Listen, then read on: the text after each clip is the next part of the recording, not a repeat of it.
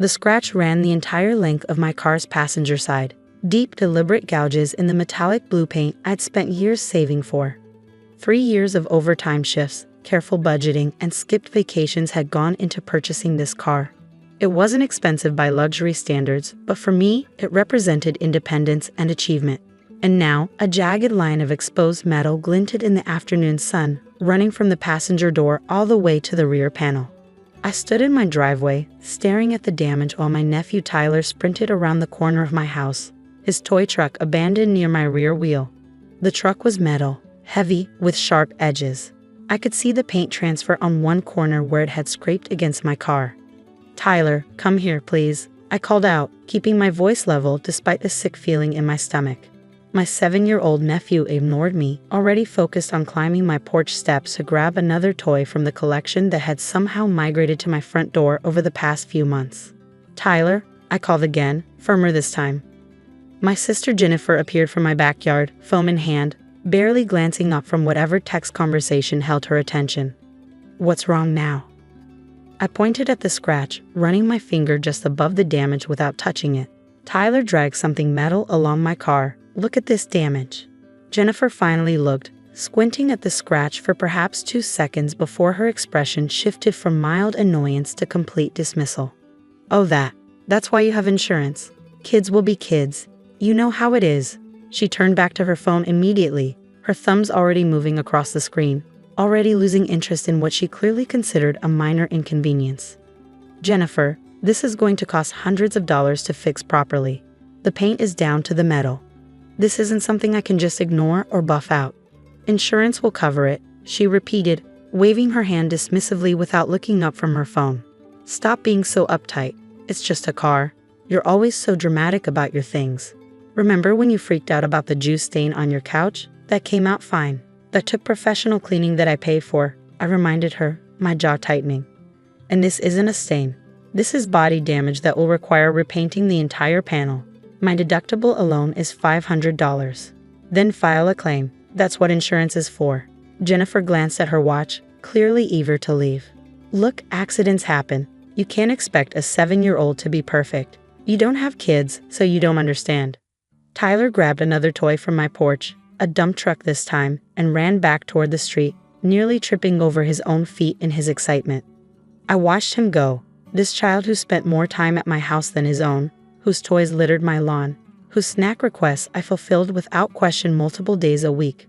I looked at my sister, who was typing rapidly on her phone, completely absorbed in her digital conversation, completely uninterested in the real-world problem standing right in front of her.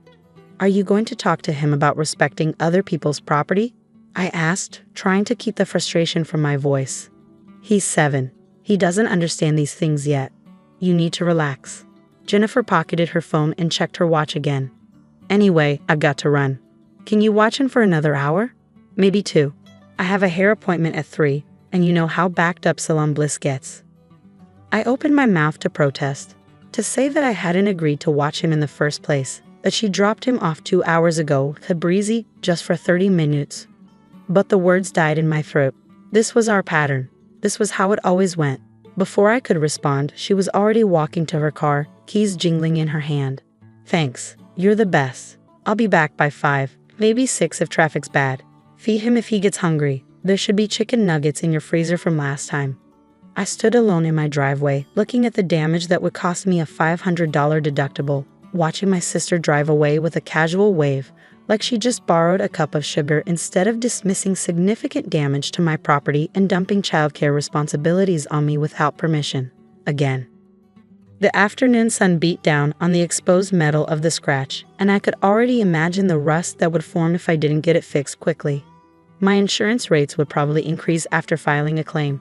I'd be out the deductible either way, and Jennifer acted like I was being unreasonable for even mentioning it. I walked inside, leaving Tyler to his toys in the yard, and sat at my kitchen table. Through the window, I could see him racing his trucks along my walkway, making engine noises, completely oblivious to the consequences his actions had caused. He was 7. He really didn't understand. But Jennifer did. She was 34 years old, fully capable of teaching her son responsibility and respect for other people's belongings. She just chose not to because it was easier to let things slide, to let me deal with the aftermath, to treat my home as an extension of her own convenience. That was Wednesday. Thursday, Jennifer texted me, asking if Tyler could come over after school. Need to run errands. You're home anyway, right? I stared at the message for a long moment, then replied, not available today. Friday brought another text. Tyler's school has early dismissal. Can he hang at your place, just for a few hours? Can't today, I responded. Saturday morning, my phone rang at 8. Jennifer sounded irritated. Why aren't you answering my texts? I need you to watch Tyler today. I have plans. I'm busy this weekend, I said simply. Busy? Doing what? You never do anything on weekends. Come on, just a few hours. I have things to handle. You'll need to make other arrangements. Silence. Then, is this about the car? Seriously? I told you insurance covers it. Stop being petty. I didn't argue. I need to go, Jennifer. Good luck with your plans. I hung up before she could respond. The following Wednesday, Jennifer showed up at my door unannounced, Tyler in tow. She had that expectant look on her face, the one that said she assumed everything had blown over. Hey, we were in the neighborhood. Tyler wanted to play in your backyard. You don't mind, right? I stood in the doorway, not moving aside. Actually, I do mind. Jennifer laughed uncertainly. What? Why? Because I've established some new house rules, and one of them is that Tyler isn't allowed on my property anymore. Her smile vanished. You're joking. I'm not. My home, my driveway, my yard, all off limits. Over a stupid scratch? Are you insane? Jennifer's voice rose. He's a child. A child who caused $500 in damage that you dismissed as my problem. A child whose mother uses my home as free daycare without asking, then acts like I'm unreasonable for expecting basic respect. Tyler tugged on Jennifer's sleeve, confused. She pulled him closer, glaring at me. You're really going to punish a 7-year-old because you're mad at me? I'm not punishing anyone. I'm setting boundaries. You made it clear that damage to my property doesn't matter.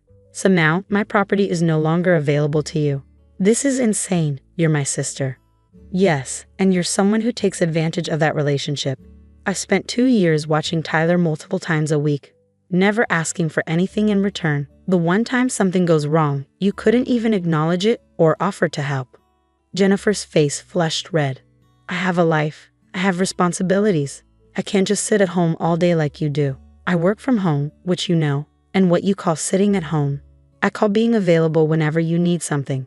That availability has ended. What am I supposed to do? I have a job. Tyler needs a parent who takes responsibility when he damages other people's property. You'll figure it out like every other working parent does. Daycare, after-school programs, babysitters. I'm done being your free backup plan. Jennifer stared at me, fury and disbelief competing on her face. You're unbelievable. Mom and Dad are going to hear about this. I'm sure they will. Goodbye, Jennifer. I closed the door. That evening my mother called. Jennifer says you banned Tyler from your house? What's going on? I explained the situation calmly, including the scratched car, the dismissed damage, and the years of unpaid babysitting. Mom sighed. She's your sister. Family helps family. Help goes both ways, Mom. Respect goes both ways. Neither has been happening. You're making this bigger than it needs to be. It's just a scratch. It's $500. But more than that, it's the principle. Jennifer has never once offered to pay me or even thanked me properly for all the times I've watched Tyler. She treats my time and property as if they have no value. That's just how Jennifer is. She's busy, she's stressed, and I'm not. My time isn't valuable because I work from home. My belongings don't matter because I don't have kids. Silence. Then, quietly, what do you want her to do?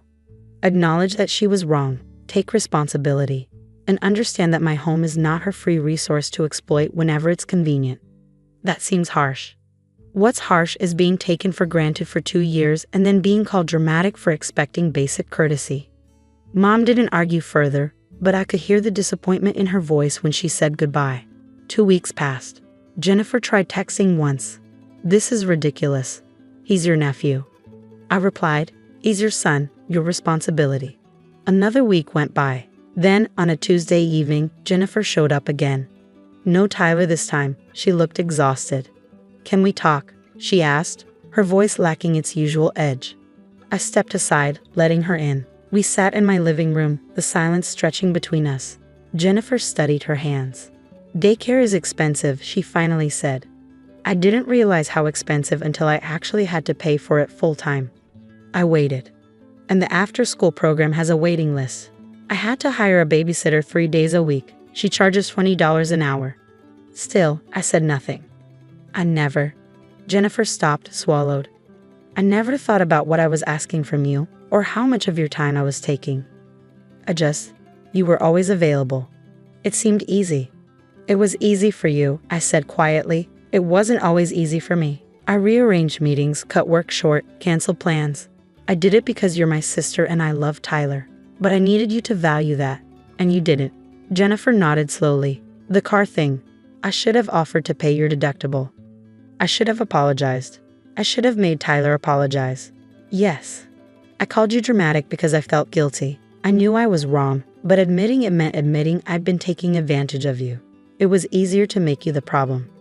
I leaned back, studying my sister's face. She looked genuinely remorseful, but I'd learned not to accept apologies too quickly. What changed? I asked. Having to actually arrange childcare. Having to pay for it. Realizing that you did all of this for free for years, and I never even said thank you. Not really. Jennifer looked up, her eyes glassy. I took you for granted. Completely, and I'm sorry. I appreciate the apology. Is there any way? She started, then stopped.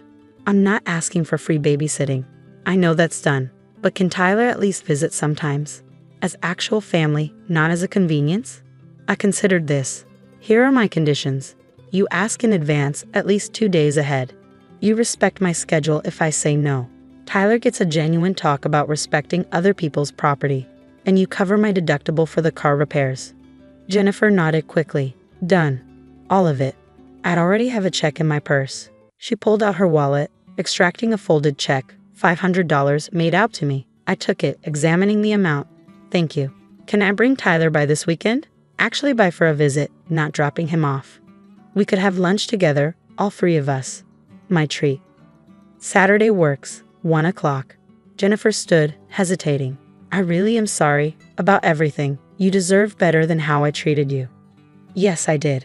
But we can move forward from here. After she left, I sat in the quiet of my home, thinking about boundaries and respect. My car would be repaired. My time would be valued. And my sister, perhaps for the first time, understood that kindness wasn't infinite, that even family relationships required mutual respect and consideration. Saturday came. Jennifer and Tyler arrived exactly at 1, carrying takeout from my favorite restaurant. Tyler handed me a drawing he'd made, a crayon picture of my car, carefully colored, with "Sorry" written across the top in uneven letters. I shouldn't have hurt your car, he said quietly, the words clearly rehearsed but sincere. Mom says I need to be more careful with other people's stuff. Thank you, Tyler. I appreciate the apology and the drawing. We ate lunch in my backyard, the conversation careful but genuine. Jennifer asked about my work, actually listening to my responses. She told me about her job stresses without using them as excuses. Tyler played with his toys on the grass, but kept them away from my car parked in the driveway. When they left, Jennifer hugged me. Same time next week. Same time next week, I confirmed. As I watched them drive away, I felt something shift, not back to how things were, but forward to something better. Something built on respect instead of assumption. My house rules had, in truth, covered more than just my driveway. They covered the foundation of how I allowed people to treat me. And that boundary, once set, would never be crossed again.